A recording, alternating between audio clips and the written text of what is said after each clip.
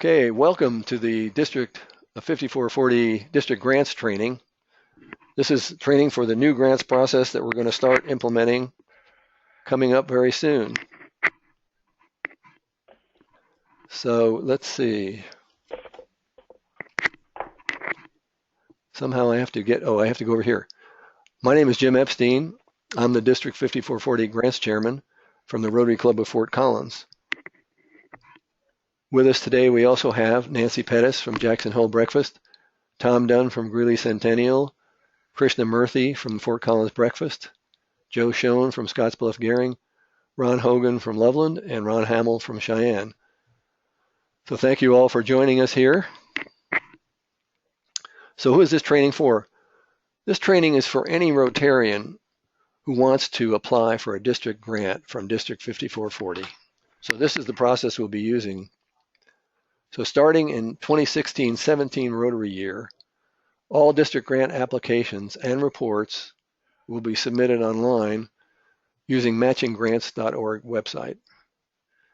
There is no more planning forms, and the first step that you will do is actually to submit an application on the matchinggrants.org website. But before you start an application, you need to go to the district website, and the link is up there on the slide. And first, check what dates are required for submitting the applications. I didn't put the dates in this presentation because they could change. Also, check for the maximum grant amount that's allowed, because that's also going to change from year to year. You make sure your club is qualified. Review the district grant terms and conditions, and review the Rotary Foundation terms and conditions, all of which will be on the website on the grants page that's listed up there. Does anybody have any questions about that so far? Okay. So we're going to go through. Is there a time factor? Is it in April, May, people go and do this, or like we did last year, or like? Well, it may change from year to year. I didn't want to necessarily put it in this presentation, but in the 16-17 year, it'll be June 15th for the first set of applications, and then December 1st for the second set of applications. So now we'll go on to the grant process itself. I'm going to go to the website and show how to submit an application, how to sign an application, how to make changes before your application is approved, and how to make changes after you're approved, and then how to submit a report. So to do that, I'm going to exit from this and go to the matchinggrants.org website. This is the matchinggrants.org website at www.matchinggrants.org. And this is what you see when you first come in. It has global grants, district grants, and it also has the older style legacy matching grants. We won't use that one at all. We won't talk about global grants this time because that'll be another presentation. So what we're going to talk about this time is the district grants. So if you click on district grants, you'll see every district grant there is in this system from any district. Once you get an account and you click on My Accounts, you'll only see the projects that you have listed, and that's an easy way to get to your projects. And you can always go back to the main list if you want to see other projects as well.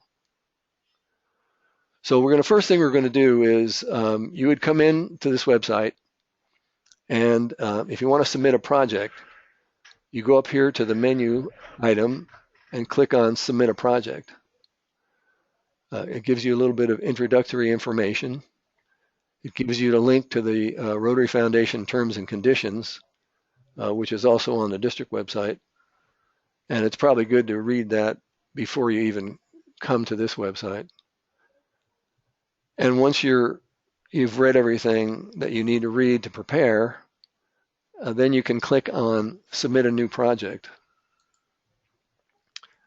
When you do that, you'll get the form that allows you to start entering the information. So I guess we'll just call this a youth project. And another important thing here is the year. You can select it for different Rotary years. And this is probably important to remember, because if you're starting this in June, you'll be in the 15-16 year, but you really want to submit your project for the 16-17 year. So make sure you remember, that if you're entering a project in June, you're going to be for the next year. If you're entering your project in December, you'll already be in the correct year. But it's important to have that on there the right year. Then the country, that's pretty obvious. Location, we'll just say Colorado. Then you come down to the areas of focus. And since this is a district grant, it may not fall exactly under one of these categories. So you don't have to select one of these categories. However, under activity type, you do have to select one of these because it has to be in one of these areas. It has to be a humanitarian project and fall under one of these areas. So pick the one that fits the best to your project. And this is a youth project. I think maybe the closest thing to that would be education. Then under project summary, you just click, you just type a very short one sentence description of the project. So for this case, we're going to build docks at the Colorado Youth Outdoors. This is a project of one of the projects of our club. And then down here under project description is when you can do a much more detailed description.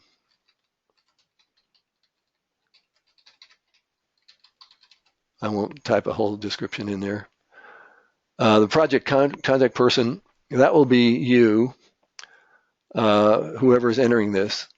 And one interesting thing is that you don't really have to join the website separately from this. I mean, this is joining the website. When you fill out this part right here, you will then automatically get an account. And the next time you come in, it'll already be filled in. See, mine was already filled in because I already have an account. So it's really important to get your district number and your club, the correct name of your club in there. I think it gives you only the choices of clubs. I think it already has the names of the clubs in the district in there, so you just have to select your club. Next is the project budget. Now here you need to look, again, before you start entering your project, you need to look at the limits for that year, because they will change from year to year depending on how much money we have in the district for grants. That's a total budget of $5,000, and let's say we're going to put in, a total budget of $10,000 and a project budget or club contribution rather of $5,000. Now remember, the district will only match the club contribution, so make sure you don't have the ask the district for more money than your club is contributing. That's pretty straightforward, I think. The payment information. This is actually very important because since this is all happening automatically or at least online, whatever information you add in here is where the money is going to be sent. So you want to make sure you put in the right information, especially, and we'll only be made out, we're only going to send checks to Rotary clubs. So you have to put the name of a Rotary club here. We won't send checks to anybody else. And then this is the address of your Rotary club. I don't think I'll need to put that in there.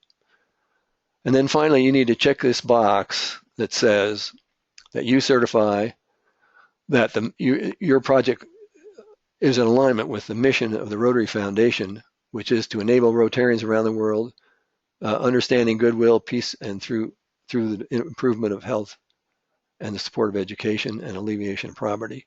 So you need to check that box to say that essentially you're doing a humanitarian project is what it says.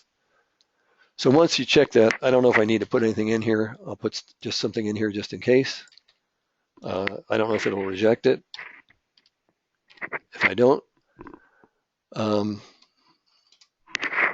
I'm put something in there just in case. That's correct. Incorrect. Okay, there we go. And then you just go back and review everything, make sure you have everything correct. And once you hit save, you've essentially entered your project in here. And this is what you'll see. Now your project will not appear on the main list until it's published. And publishing the project, it has to be done by a system administrator. So you won't see this publish button here or this drop button when you do this. But I do have it because I'm a system administrator. So I'm going to publish the project. And once I do that, if you go to the main list, now this is project 1098, project should appear there. I don't see it yet. Maybe it just takes a while to get there. But if you go to your account, you will see the project now listed there. And I'll take you to the next step when we click on that. So any questions so far? I have one question. You said that information with your name and contact information automatically came in because you already had an account. Right. So my question is this website recognizing your computer? Is that how it knows that it's you? Or it says here that you're logged in as you, but did we not see a login sheet? Or if you go to my account, then you log in? No, you don't have to log in. My accounts apparently, and I don't know exactly how it does it, but it must recognize your computer, or else it will ask you to enter your name in. Well, I'm sorry. There is an account number that you get, but and a password for logging in, and that's probably something you get the first time. You set up your account. So if you log in on another computer, then you may have to put in that information. Right. Okay. That was my only question. Okay. Anybody else have a question? So Jim, this one is is only like a project description and project name and the dollar amount. So it is not really, we are not submitting any, the budget items, different way of how we are spending the money and everything else. It's just for initial approval, right? Yeah, that's a good question. Okay, so you do have to submit a budget, and I'm going to go into how to do that right now. Okay, I'm sorry. That's a good question. It's a good lead-in question because so you've just entered in the basic project information now. So now I'm clicking on that project, and it doesn't force you to enter in a budget on the website because not every district requires a budget, but our district does require a budget. So what you'd have to do to upload your budget, first of all, the budget, there's no set form for the budget, so you can use any form that you want. It's just basically a list of items that you want to fund with this grant and how much they cost. You need to put a separate item for each quantity, or for anything that's over $500 has to be a separate item. And that is actually in the terms and conditions that you read before you started this process. So let me go through this a second here, and we'll get to the documents. That's where you upload your budget. So once you submitted that project and it gets published by the site administrator, which usually happens within a day, then this is what actually anybody can see now. This information that I'm going to show you right now, this project description, contact person, and project status is available to anyone. Don't have to be a Rotarian either. You know, anybody goes to that website can see that. Financing, they can see that as well. Any documents you've entered, photos, and a history log, which talks about how the project is progressing. And then this little button here kind of puts it all on one page. So yeah, this is what somebody sees once you've entered your project. Now, since you are the contact person, well, this administration button actually shows for anybody, but if you're the contact person, when you click it, it gets you to where you can edit the project. Anybody else who does that will say not authorized if you're not the person who has administrative. Actually, you can give other people administrative capabilities, but typically you wouldn't necessarily have to do that. So now the next step in this is to put in the project budget. And the way that's done is you click on Documents, and you need to upload a file. Now, I actually already did a budget. So when I say choose a file, I'm going to choose this project budget. It has to be in PDF format, by the way. So you click on that. You can't order like an Excel spreadsheet or anything like that. It has to be PDF. Yeah, it has to be PDF. You can do an Excel spreadsheet, but you have to convert it to PDF before you upload it. Okay. All right. So you select your file, and then you type a name for the file. So we'll just call it project budget. Now here's an interesting thing down here. You can restrict access to any file you put up there in case it's some sensitive information that you don't want. Because like I said, everybody in the world can read your documents unless you just say it's restricted. So once you say, if you say it's restricted, then only people that you've authorized on this site, in your project rather, only people you've authorized will be able to see it. So I'm going to just click upload, and we'll see what happens here. Hopefully, documents uploaded. I want to show you the document that we uploaded, the project budget. But first, I'd like to explain something about the financing. Let's go to financing here, and you'll see that this project is fully funded. We have $10,000 total, $5,000 from the club, and $5,000 from the district. But let's say we have another situation here where some of the money is going to be contributed by sources outside of the club. Let's delete the contributions. And let's say we want to add some contributions by the club and some contributions that are really coming outside the club. So first we'll start with recording a new contribution.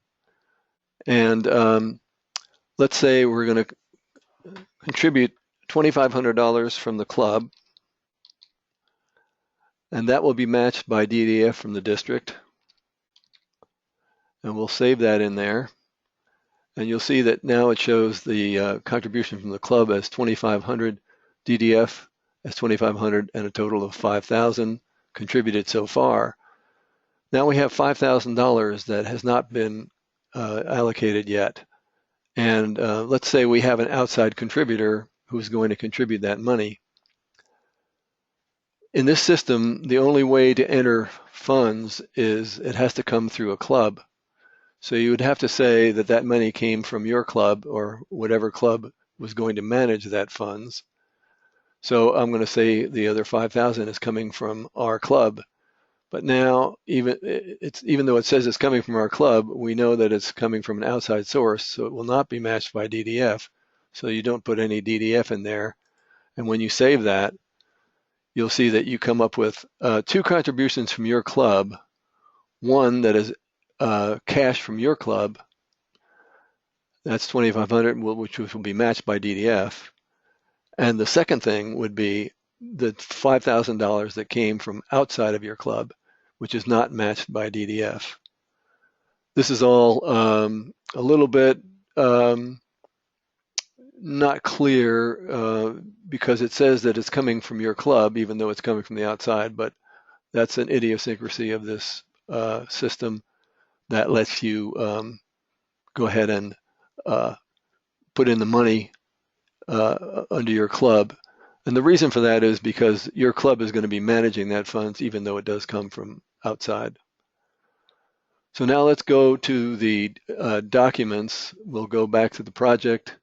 We'll go to the documents here, and we'll click on this project budget, and that will bring up the budget.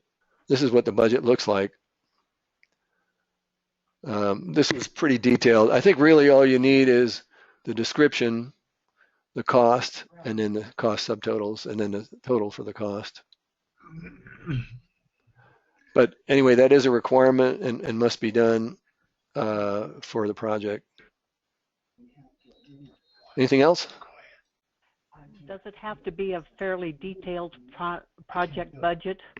Well, detailed enough to show that you've done your homework and really understand the cost of the project. So for example, we're saying that items that cost over $500 should have a separate item number. If you're having something over $1,000, you should really get a quote on it, but you don't really have to enter the quote, but it would be recommended that you do get a quote.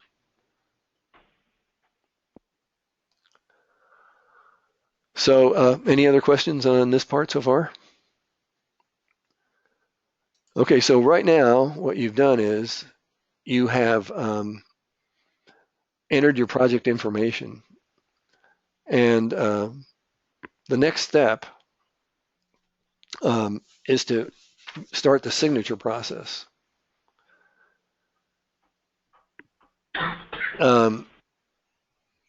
Before you actually start the signature process, if you haven't done this before, I would suggest going to the help key here.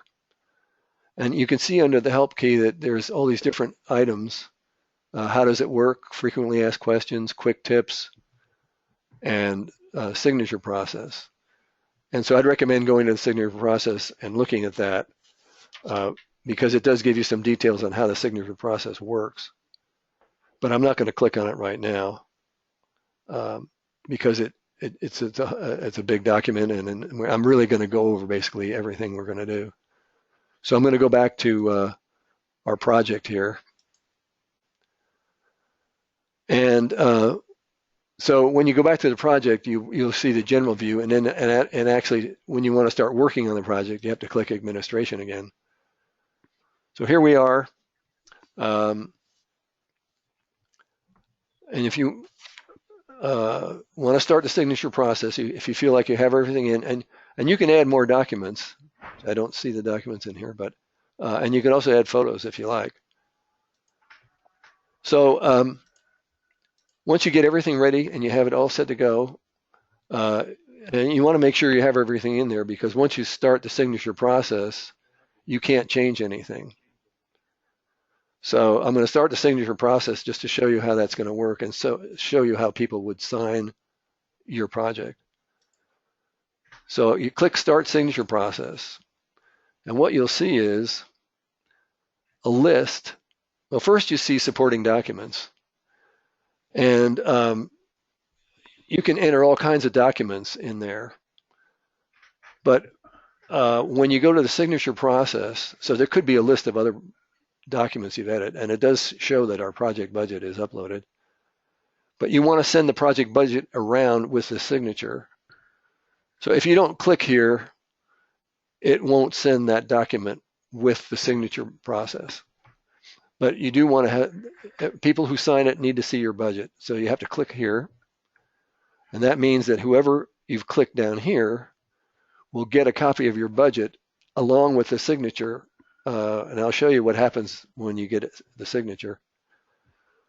Now, for the signature, you need to have yourself, the main project contact, and you get to decide, least on this document, who has to sign. The club president may or may not be already automatically listed depending on whether the administration has entered the project, the club presidents before you start your application. But if the club president is not listed, you need to add the club president. And also you need to add your grants committee chair. So then one question is, how do you do that? And the answer to that is you need to go to what's called, you go back to the main, you go back to your My Accounts, and you go to your project, and you go to History Logs. Now it sounds a little bit convoluted, but it really is okay. But History Logs is where you add people to your project. And then you have to click Administration again. And if you go down here, you'll see Add People to your distribution list. So I'm going to add, Mary Smith. And you give Mary an email. Put Mary's email address in here.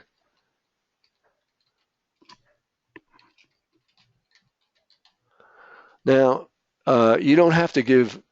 Now, let's say Mary Smith is the grants chair for your district, or I mean for your club rather. So you're adding people from your club now on here, not from the district. I just want to make that clear. So, and people that are listed on here will get email when anything happens to this project. They'll get an email on it. Any change to the project. So you can put people on here. Anybody you want to know about your project and get an email update, you can put their name on here. Now, I would not suggest that you give everybody administrative access because then it can change your project. But you do have to at least have your president and your district, your club grants chair on here. So when I click Add, so now Mary Smith's been added. When I go back to my project and I start the signature process again, you'll see Mary Smith is now added. So I'm not going to check.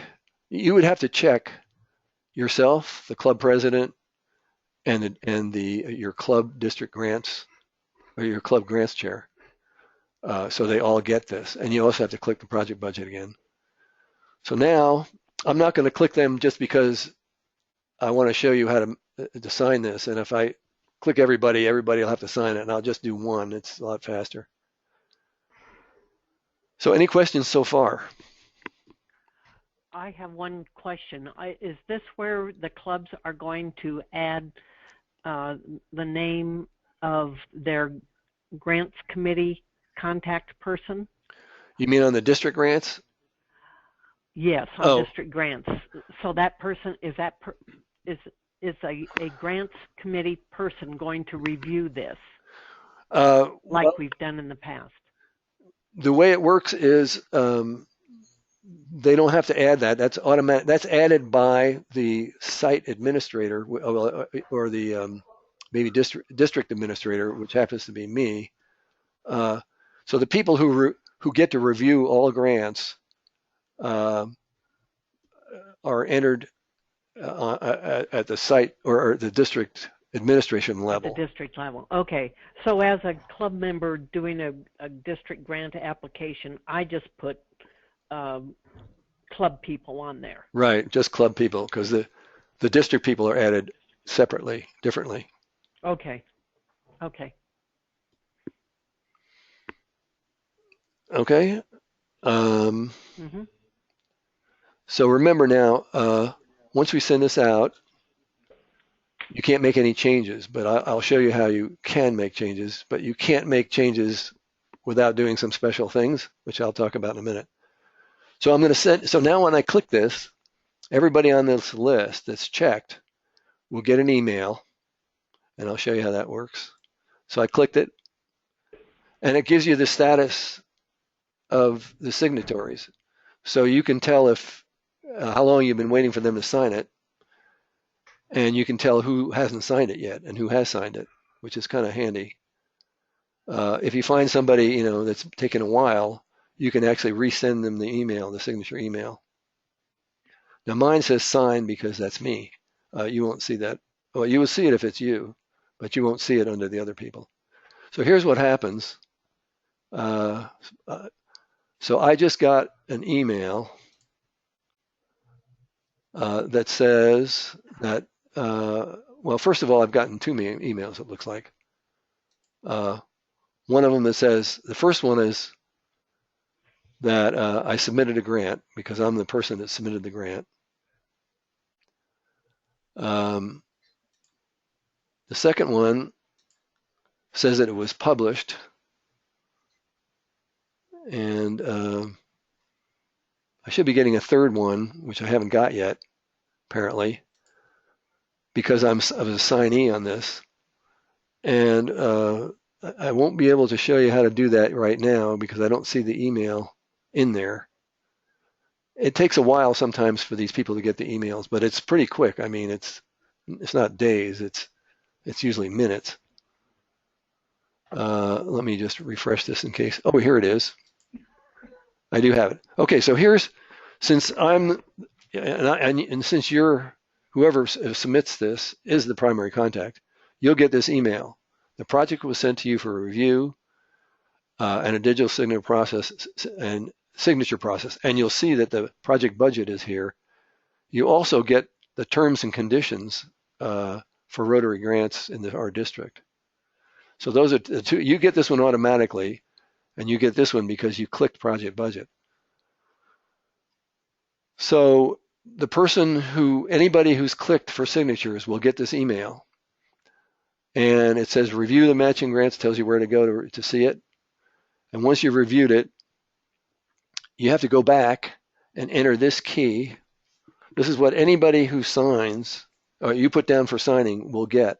So they get this email, and they'll get a project key. In this case, it's 9387. So then they go back to the project, and now for me to sign this, I click sign, and it asks me to enter that key. So it's 9387.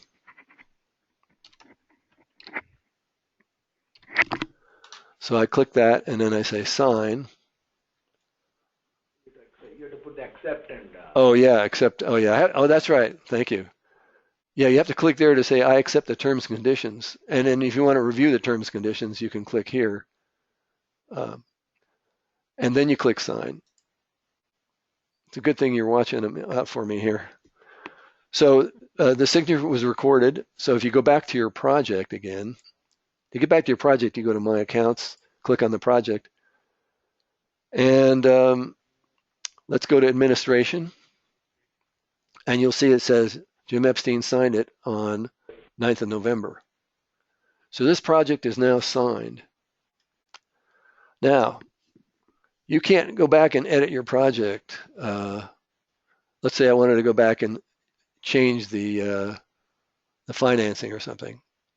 I don't have any way of doing it. I can't. It won't let me. It won't let me do it. So what do? Because actually, of course, it does happen that you may have to change something after it's signed.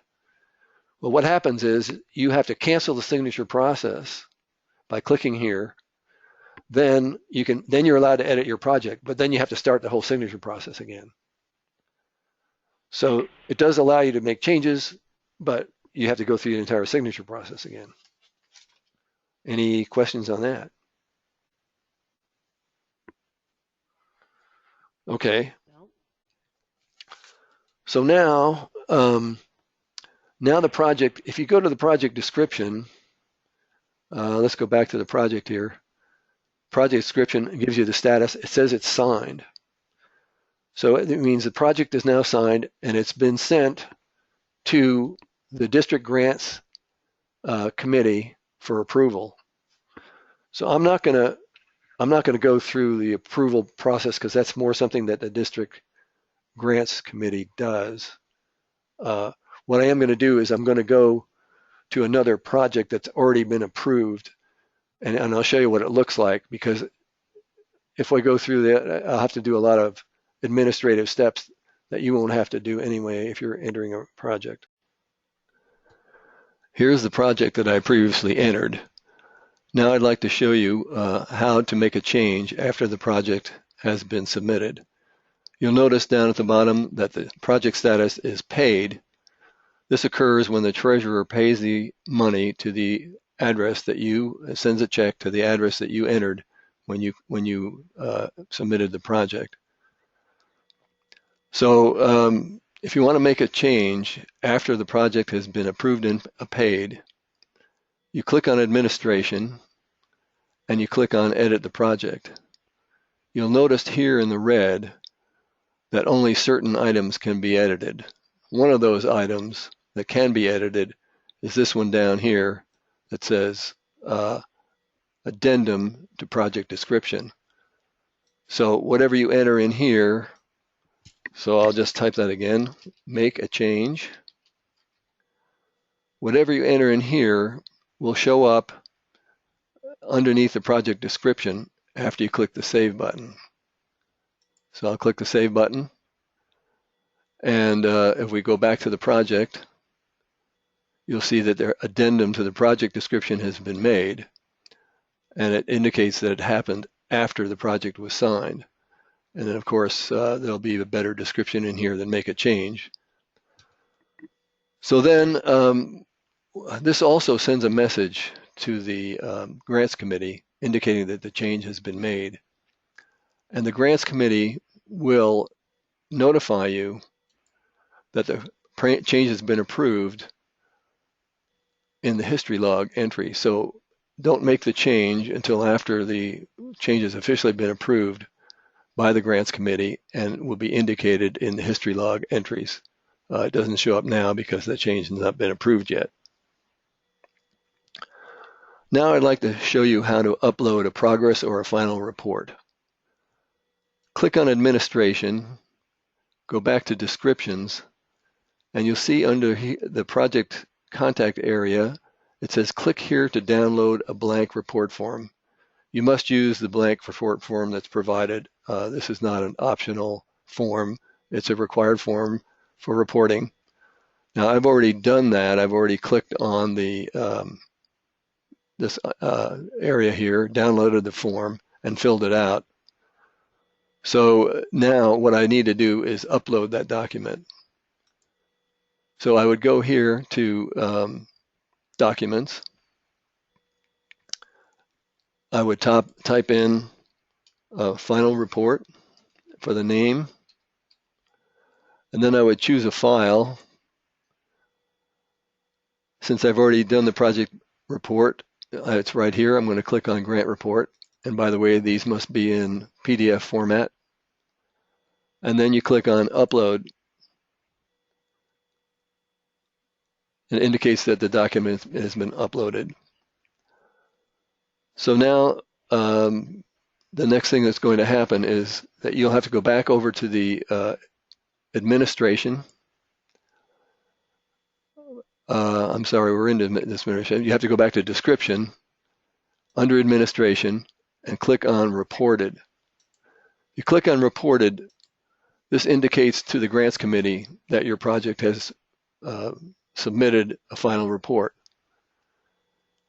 And once your project is completed and the report has been accepted, the project status again will change to completed down here.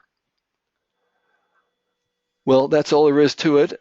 I'm sure you'll find it very straightforward and easy to use once you start practicing a little bit. And be sure to contact your District 5440 Grants Committee member if you need any help. Thank you very much for listening, and good luck with your project.